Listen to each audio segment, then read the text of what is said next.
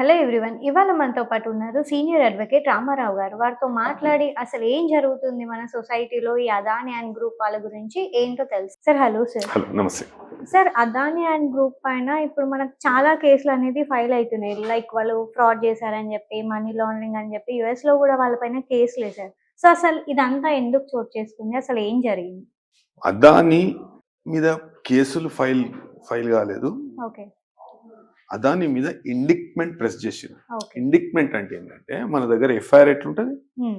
అది ఇండిక్ట్మెంట్ అంటారు. ఆడ ఏంటంటే అనుమతులు తీసుకోవాలి, దాన్ని ఇండిక్ట్మెంట్ అంటారు. ఇప్పుడు మన దగ్గర ప్రభుత్వం ఎట్లయితే మారుతుందో, హ్మ్. గత ప్రభుత్వం ద్వారా ఏర్పాటు చేయబడిన ఒక వ్యవస్థ ఉంటుంది. ఓకే. ఆ ప్రభుత్వంలో ఏర్పాటు చేయబడిన వ్యవస్థలో కొంతమంది వ్యక్తులు ఆ ప్రభుత్వం గతంలో ఉన్న ప్రభుత్వానికి అనుకూలంగా పనిచేస్తారు. హ్మ్.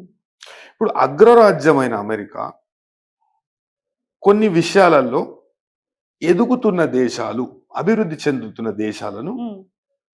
అణిచివేసే ప్రయత్నం చేస్తుంది. ఓకే. అదేవిధంగా ఇప్పుడు పవర్ కాన్సన్ట్రేషన్, పవర్ సెంటరింగ్ అనేది మనం ముందుగా పరిగణలోకి తీసుకోవాల్సిన విషయం. ఇప్పుడు యుఎస్తో అదాని ఎన్ని వేల కోట్ల డాలర్ల బిజినెస్ చేసిండు అనేది ప్రముఖంగా మనం చూడవలసిన విషయం. ఓకే. ఇంతకు ముందు ఇదే జో బైడెన్ ప్రభుత్వం ఉన్నప్పుడు, ఇప్పుడు జో బైడెన్ అనే వ్యక్తి పదవి కోల్పోతుంది. హ్మ్. పదవి కోల్పోతున్నప్పుడు అతనికి అనుకూలంగా ఉన్న అటార్నీ జనరల్ వ్యవస్థ ఉంటుంది. ఇప్పుడు మన దగ్గర ఎట్లయితే సాలిసిటర్ జనరల్, అటార్నీ జనరల్ అని ఉంటారో భారతదేశ ప్రభుత్వానికి, అదే విధంగా అమెరికాకు కూడా ఒక అటార్నీ జనరల్ ఉంటాడు. అటార్నీ జనరల్ వాళ్ళ సహోద్యోగులతో కలిసి ఒక గ్రూప్గా ఏర్పడి, ఒక కమిటీగా ఏర్పడి వాళ్ళు పనిచేస్తారు. దానికి ఒక సలహాదారుడుగా ఈ బ్రయన్ పీస్ అనే వ్యక్తిని నియమించడం జరిగింది. ఓకే. అయితే మూల కారకుడు ఇండిక్ట్మెంట్ ని ప్రెజెంట్ చేయడం అనేది, ఇండిక్ట్మెంట్ అంటే ఏంది, మన దగ్గర ఒక ఎఫ్ఐఆర్ అయినట్టు. ఓకే. ఆడ ఏంటంటే ఒక ఫార్మల్ గా ఒక ఛార్జ్ అనేది ఉన్నప్పుడు దాన్ని గ్రాండ్ జ్యూరీకి కానీ లేకుంటే కోర్టు ముందట కానీ పెట్టి ఆ పద్ధతి మన దగ్గర లేదు. అది పోలీస్కే విచక్షణాధికారం అనేది మన దగ్గర ఇవ్వడం జరిగింది. ఓకే. అయితే ఆడేందంటే ఈ నేరారోపణలు పలానా వ్యక్తి మీద మేము చేస్తున్నాము, ఇవి సరైనవే అని మీరు నిర్ధారించినాక మేము దీనిలో నేర పరిశోధన అనేది లేకుంటే దర్యాప్తు అనేది చేద్దాము, దర్యాప్తుకు అర్హమా కాదా అనేది ఓకే. మొదటిగా డిసైడ్ చేస్తాం. అయితే ఎక్కువ శాతము ఇప్పుడు అదాని మీద లేకుంటే అదాని గ్రూప్ మీద మోపబడ్డ నేరారోపణలు హ్మ్. ఎక్కువ శాతము భారతదేశంలో వివిధ రాష్ట్రాలకు కానీ వారు లంచాలు ఇవ్వజూపినరు. ఓకే. లంచాలు ఇవ్వడం ద్వారా ఆ కాంట్రాక్టర్లను, పెద్ద పెద్ద కాంట్రాక్ట్లను వారు సంపాదించే ప్రయత్నం అనేది వారు చేసిండ్రు అనేది అభియోగం. హ్మ్. అదే విధంగా ఇప్పుడు మన దేశ సార్వభౌమత్వంలో కొన్ని కుక్కలు ఉంటాయి, మన ప్రతి దగ్గర కొన్ని కుక్కలు ఉంటాయి, కుక్కలు మొరుగుతాయి, హ్మ్. వీటిని పట్టించుకోవద్దు. మన దేశ సార్వభౌమత్వం మీద జరిగిన ఒక దాడిగా అభివర్ణించవచ్చు. ఓకే. అమెరికాకి ఏం పని, లంచం ఇచ్చిండా లంచం ఇయ్యలేదా అనేది.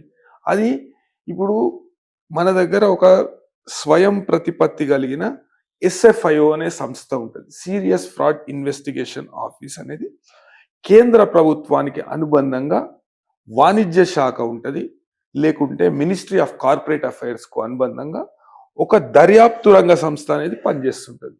ఓకే.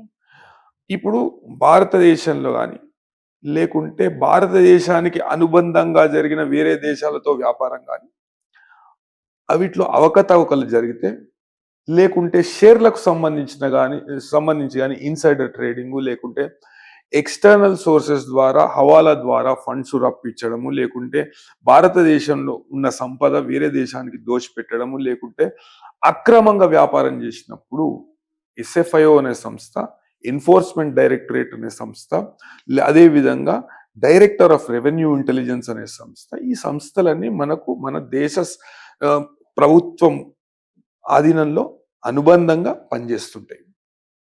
ఇప్పుడు ఎవడో చెప్పి ఇప్పుడు ఇంతకు ముందు హిండెన్బర్గ్ నివేదిక అన్నారు. హిండెన్బర్గ్ నివేదిక ఏడిపోయిందో తెలియదు.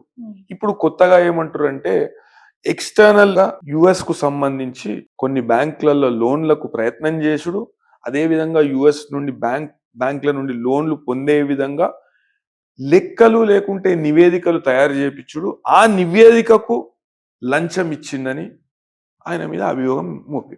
ఓకే. ఇప్పుడు కొన్ని ఇప్పటిదాకా చెప్పాను, కొన్ని కుక్కలు వరులుతున్నాయి. 2 డిసెంబర్ 1984లో యూనియన్ కార్బైడ్ అధినేత ఆండర్సన్ ని అరెస్ట్ చేయలేదా? అరెస్ట్ చేసిండ్రు. పరోక్షంగా 1,00,000 మందికి పూర్తి స్థాయిలో వికలాంగులు కావడానికి కారణం ఆండర్సన్. భారతదేశంలో అదే విధంగా 3,000 నుండి 4,000 మంది చనిపోవడానికి కారణం ఆండర్సన్. విధ్వంసం కారణం ఆండర్సన్. గంటల ఇడిచిపెట్టిన ఆండర్సన్. అది కాంగ్రెస్ పార్టీ ఘనత. ఇప్పుడు ఛత్తీస్గఢ్ లో కలిసి ఉంటారు, అదానితో కలిసి ఉంటారు, అదానితో కాంట్రాక్ట్లు వ్యాపారం చేస్తుంది ప్రభుత్వం. వేరే రాష్ట్రాలలో కాంగ్రెస్ పార్టీ అధికారంలో ఉన్న రాష్ట్రాలలో అదానితో కలిసి వ్యాపారం చేస్తారు. కాంగ్రెస్ పార్టీ అధికారంలో ఉన్న రాష్ట్రాలలో అదానిని మించిన వ్యాపారవేత్త లేడు, అదాని మంచి వ్యక్తి అనే విధంగా కాంగ్రెస్ పార్టీ ప్రకటనలు ఇస్తుంది. ఇప్పుడు వచ్చి అదానిని ఎవరో చెప్పారండి. ఇప్పుడు మన దేశ సార్వభౌమత్వం మీద ఒక దాడి ఇది. నేను ఖచ్చితంగా చెప్తున్నా, ట్రంప్ అధికారంలోకి వచ్చినాక జనవరి 20 నాడు స్వేరింగ్ ఇన్ అనేది జరుగుతుంది. పరిస్థితులు అనేటివి మారుతాయి. ఇప్పుడు వ్యాఖ్యలు చేసే ముందు రాజకీయ నాయకులు కూడా దాని వెనుకకు ఎంత వాస్తవికత ఉన్నది అనేది తెలుసుకోవాలి. ఇవాళ దినము ఎవరో అమెరికాల ప్రాసిక్యూటరో లేకుంటే మన అటార్నీ జనరల్ ఆఫీసో ఎవరో ఒక ఇండిక్ట్మెంట్ అనేది ప్రజెంట్ చేసింది. దానికి ఏదో పెద్ద శిక్ష పడ్డట్టు అంటే అదానిని సుత్తిల తాడుతో నురేసేస్తారా ఇక ఇండిక్ట్మెంట్ పెడితే? అంటే న్యాయ సలహా తీసుకోవద్దు అదాని అంటే ఒక భారతదేశ పౌరునిగా అదాని పోతాడు, లేకుంటే దానికి సంబంధించిన న్యాయ నిపుణులను సంప్రదించి ఆయన ఫేస్ చేస్తాడు. దానికి అప్పుడేదో ఏమో అయిపోయినట్టు శిక్ష పడ్డదా, ఖరారైందా శిక్ష, లేకుంటే దానిలో ట్రయల్ అయిందా, లేకుంటే ఏం జరిగింది? ఇండిక్ట్మెంట్ చేసిండ్రు. ఇండిక్ట్మెంట్ ఏంది? ఇండిక్ట్మెంట్ ఇప్పుడు మన దగ్గర ఎఫ్ఐఆర్ చేసినట్టు ఇండిక్ట్మెంట్ అంటే పలానా కేసులలో ఈయన మీద నేరారోపణ చేయబడ్డది, నేరం అభియోగం చేయబడ్డది, అంతే. నేరం ఏదో అదే అయిపోయినట్టు, ఆయనకు శిక్ష పడ్డట్టు, ఆయన కొన్ని వేల కోట్ల రూపాయల హవాలా చేసినట్టు, లేకుంటే స్కామ్ చేసినట్టు, లేకుంటే ఇంకేదో అన్నట్టు ఓన్ కాడు విశ్లే అది ఇనటోడు ఏదో అంటే చెప్పేటోడు ఏదో అంటారు కదా అట్లా. అరే మరి గింత న్యాయం వీళ్ళు న్యాయ నిపుణులా మాట్లాడేటోళ్ళు? ఇప్పుడు చట్టం యుఎస్ లో చట్టం ఏం చెప్తుంది అంటే that should be presented before grand jury, లేకుంటే కోర్టు ముందట ప్రెజెంట్ చేసి కోర్టు అనుమతి తీసుకోవాలి. అనుమతి దేని తీసుకోవాలి? మేము పలానా సెక్షన్లలో కేసు పెడుతున్నాము, పలానా వ్యక్తి మీద ఈ ఆరోపణలు చేస్తున్నాము, ఈ వ్యక్తి మాకు అందుబాటులో ఉండడేమో, లేకుంటే అందుబాటులోకి వస్తాడేమో, ఆ దానికి సంబంధించిన ప్రాసెస్ ఇవ్వండి. ప్రాసెస్ అంటే సమన్సు లేకుంటే వారంటో ఏదో ఒకటి అది ఇవ్వండి అని అడుగుతారు. అడిగినప్పుడు ఆయన జవాబు చెప్పనప్పుడు, లేకుంటే ట్రైల్ అయినప్పుడు, ఇప్పుడు తీవ్ర స్థాయిలో యుద్ధ నేరాలకు పాల్పడ్డ సద్దాం హుసేన్కే ఒక ట్రయల్ అనేది జరిగింది. అదే విధంగా భారతదేశంలో రాజ్యాంగం లేకపోతే న్యాయ వ్యవస్థ ఎంత గొప్పదంటే ఒక కసబ్ దాడి చేసినప్పుడు వానికి కూడా ట్రయల్ అనేది చేసారు, ఒక న్యాయ ప్రక్రియ అనేది జరిపిండ్రు. అదే విధంగా ఇప్పుడు నేరారోపణ చేయబడ్డ వ్యక్తి, నేరం ఇంకా ప్రూవ్ కాలేదు, నేరారోపణ చేసినప్పుడు ఆ అభియోగాలకు సంబంధించి అతను నాకు ఇది సరికాదు లేకుంటే ఇది అని ఒక న్యాయ ప్రక్రియ ఆ దేశ చట్టం ద్వారా ఆయన న్యాయ ప్రక్రియ ఆడ అటార్నీలను కలవడము, లేకుంటే సాలిసిటర్లను కలవడము, ఎవరిని అపాయింట్ చేసుకోవడము, ఆయన తరఫు నుండి ఆయన ఒక లీగల్ టీంని పెట్టుకోవడము చేస్తాడు. చేసి దాన్ని సమర్థవంతంగా ఎదుర్కొంటాడు. అంటే ఇది నడుస్తుందా, అంటే ఈ ఇండిక్ట్మెంట్ కొనసాగుతుందా లేదా అనేది మనం జనవరి 20 తర్వాత తెలుస్తుంది. కొనసాగదని నేను అనుకుంటున్నా. అదే విధంగా ఇప్పుడు విమర్శలు చేసేవారు ఆండర్సన్ ఎందుకు ఇడిచిపెట్టారు అనేది మొదటిగా మొత్తం యావత్ భారతదేశానికి చెప్పాలి. ఓకే. గంటల ఆండర్సన్ ఎట్లా వెళ్ళిపోతాడు? హ్మ్. మీ మీ మీ జమానాలో జరిగింది కదా, రాజీవ్ గాంధీ గారు ప్రధానమంత్రిగా ఉండే అప్పుడు ఆండర్సన్ ని సిబిఐ అరెస్ట్ చేస్తుంది. అరెస్ట్ చేసినప్పుడు ఎట్లా ఇడిచిపెడతారు? అంటే అది రాజకీయ ఒత్తిడా, లేకుంటే మీరు లంచాలు తీసుకుర్రా యుఎస్ ప్రభుత్వం నుండి, లేకపోతే యుఎస్ ప్రభుత్వంకు సంబంధించిన కొంతమంది ప్రముఖులు మీకు ఫోన్ చేసిండ్రా, ఎంతమంది ప్రాణాలు పోయినాయి? హ్మ్. ఉం? మరి మన న్యాయ వ్యవస్థ మిగతా 7గురికి శిక్ష వేసింది కదా, అంటే ప్ర- ప్రధాన నిందితునే తప్పించేసారు మీరు. హ్మ్. మరి ఇంత అన్యాయం ఏంది? ఇప్పుడేదో మాట్లాడుతున్నారు. ముందుగాల రాహుల్ గాంధీ గారికి సమాధానం చెప్పాలి. వారి తండ్రే కదా అప్పట్లో ప్రైమ్ మినిస్టర్ గా ఉన్నది, ఆయన చెప్పాలి సమాధానం. ఇప్పుడేదో రాహుల్ గాంధీ ఎర్ర బుక్ అనేది అంటుండు. మరి ఆయన అదాని గిదాని అంటుండు.